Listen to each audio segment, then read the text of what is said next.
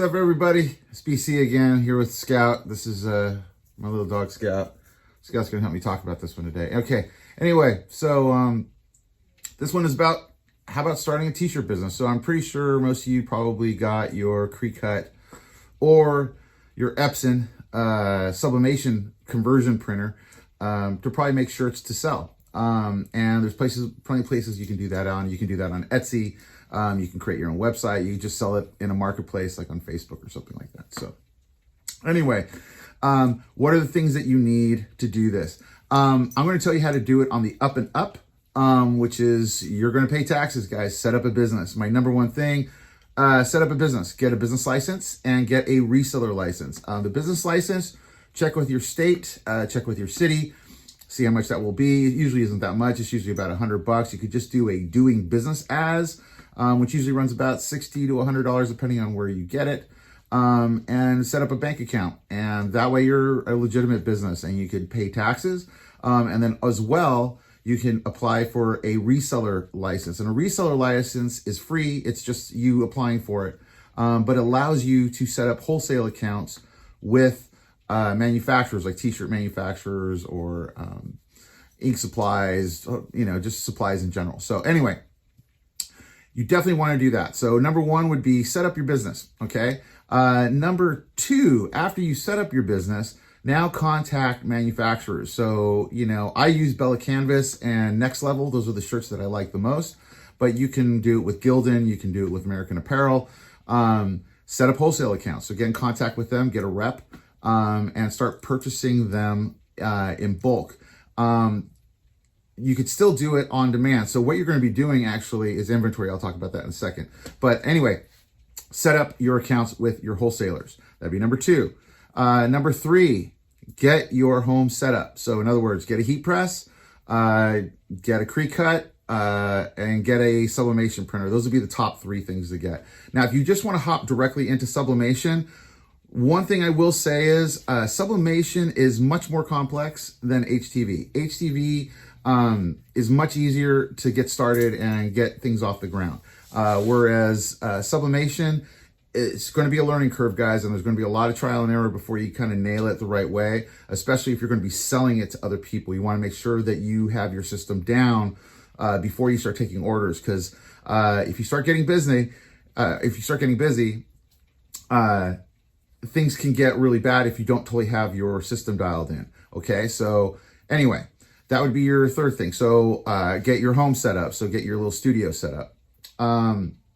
Number four, dial in your system. So after you've got your system, dial it in. Really spend some time, get it to work. I recommend people, if you're just starting off, start off with HTV. Start off with like a Cut or a Silhouette Cameo and do vinyl and learn how to do shirts that way first. Why do I say this? The reason is that one, I don't want you to, first of all, get discouraged. If you want to start this off, it's very possible, guys. Anybody can do it. No, the t-shirt business has been around for 50 years plus. It's been around for quite some time. Guys have been in malls for years. I'm sure you've been in malls and you see those little kiosks and the guys that make stickers and kind of one-off shirts. They've been doing the same thing for years. So, this isn't something new. No, this isn't brand new, even though you're just discovering it. This has been around for a long, long, long time. Same with sublimation. It's been around now for quite some time now. So it's not new. It's just new for people to do it at home. And I think it's awesome. I think it's a great way for doing stuff. But definitely, I would suggest start off with at least a Cut or a Cameo, even if it's used. They're all great. They cut vinyl. So basically what it is, it's a vinyl cutter. So you'll be buying heat transfer vinyl, and you'll be sending it to the printer with a design. You'll cut it out, and then you're pressing that to the shirt. Some people don't like HTV. And the reason is it's a little, depending on the HTV you get though, it's a little more blocky. But at the same time, it also, if it's applied the right way, will last like forever, forever. I've had shirts that I've had for 10, 12 years. They still look just as good as the day I bought them because it's vinyl. There's no pigment. It's actually like a piece of vinyl that's being kind of attached to the shirt.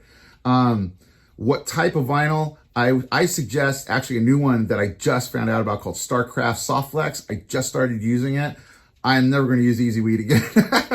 I love Caesar Easy Weed. It's a great product. I've used it for years, but I'm going to switch to StarCraft Soft Flex. I love it. It's way easier to apply. It's a total matte finish, so it almost is like a plastisol transfer. It's very close. Very happy with that. And I'm going to probably do another video just reviewing that HTV. But anyway, so let's get back to it. So we got get your business going, set up your accounts, get your home studio set up, dial in that studio. I suggest starting off with HTV. That way you start going. And the other reason is why you want to do HTV. Most people, after doing this for a couple of years, respond to dark gray and black shirts literally more than any other shirts I do. And they love cotton shirts. The best-selling shirt I have is a Bella Canvas 301, cotton. You can't sublimate on that. So I use HTV for those. Most of those are actually just one color word designs, or just a simple graphic. Most people seem to respond actually better to simpler graphics, from my experience. Just black shirt, white graph, kind of like this, something like this, people respond to quite easily.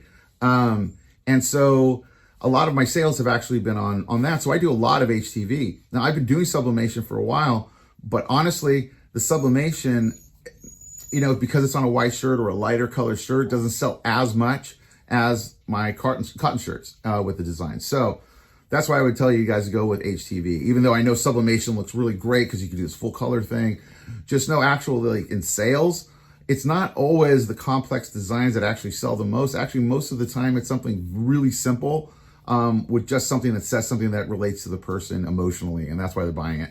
So know that ahead of time. So that. Number, I don't know, 6. I don't even know where we're numbering these anyway. The next thing would be is find a niche. Guys, you definitely got to find your niche. Like what works for you? What do you know about? What are you familiar with? Is it sports? Is it, mom life? Is it fisherman? Are you a BMX guy? Are you a surfer? It doesn't matter what it is. So that is your niche. You're going to design for that niche. Like, think of it more like inside jokes, or inside knowledge of that particular niche. Put that on a shirt. Somebody from that niche is going to see that and instantly know what that is and have an emotional reaction to it. Most likely will buy it. So find your niche. Then find your marketplace. So I think we're on 7, 8. Let's just go with wherever we're at. I'm not sure. But anyway, the next one is make it available. So where do you sell it? Now that you've gotten everything set up, you got your designs going, you kind of figured out how you're going to do this, I suggest put it on Etsy. That's just my personal go-to to start things off. It's a good place to test designs because Etsy is simply a marketplace. It's not social. It's not like I'm trying to make friends. It's simply people going there to buy things. It's going to give you your best chances of sales and also going to give you the best data to know what's working, even if you're not making sales. What do I mean by that? Well, when you get an Etsy account, you set up your shop, and as you start to add designs, and when you're adding designs, my advice is add as much as you can, guys. It's a numbers game. You don't know what's going to hit. So you just got to keep going, keep adding stuff, and look at the statistics. So in your Etsy account, there will be a statistics area that gives you analytics of what's been going on with each of your products. Look at the ones that are getting views. Look at the ones that are getting favorited. Even if they're not being bought, keep an eye on that knowledge. Those are the ones you want to move to the top of your list right off the bat. And then start doing that over and over. And over time, you'll start to build a little quiver of designs that you know are actually people are responding to in some way. Also, you can do it on Facebook Marketplace. You can do it on Craigslist or sell it wherever else you want to sell it. Depop, that's another one I've been looking at. But I think Etsy, because of the analytics, gives you a lot more knowledge of what's possibly working for you. So that'd be my other one. 8 and 9, I don't know where we are again. Let's say 9. Am I 9 yet? Maybe, I don't know. Anyway, be careful with copyright material, guys. I know on a lot of the Facebook groups, people just openly share a lot of NBA, NFL, Nike, Disney, Marvel, the whole thing. And they're actual just straight images from the movie or straight direct copies. I just don't recommend you putting that up, guys. You'll get caught eventually. They'll eventually catch up to you. You know, it could be a simple cease and desist, or they might actually take you to court. And also depending on the brand. Some of the brands are very strict, especially Disney and Marvel. Be careful with those guys, and NBA and NFL. Be really careful, guys. But definitely try to stick with original designs. I know there's a lot of people out there about like, well, what about fan art? Fan art is a gray area, especially, it's still, you know, it's intellectual property, guys, but there's a parody kind of copyright policy that's possible to get in. It's gray though, guys. If you start going down that route, it's not the best.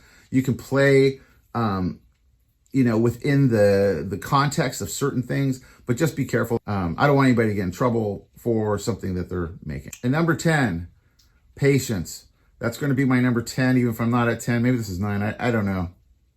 If I missed one, I'll put it in another video, guys. But number 10, patience. It's going to take a second to get going, guys. It's going to take a second to learn how to use your equipment and to feel confident, like making things for people. Take time to practice. You know, if it's just an hour a night, you know, just get in there, just learn how to feel, you know, use a machine, how to use it, understand why it's doing the things it's doing. So that way you're just better at production. Also, you know, just know that it's a growing process. You're going to learn as you're going. So as you start to move forward, you'll see issues that pop up for your particular situation or your particular clientele or customer base. And then you'll adjust to that.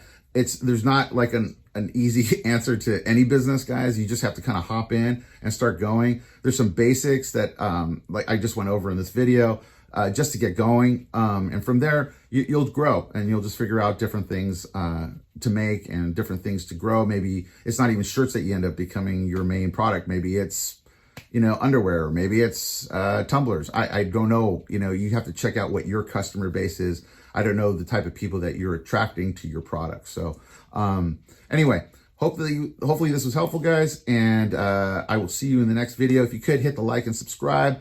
Also, we have a Facebook group called Heat Press Creators. Feel free to join up. It's free to join.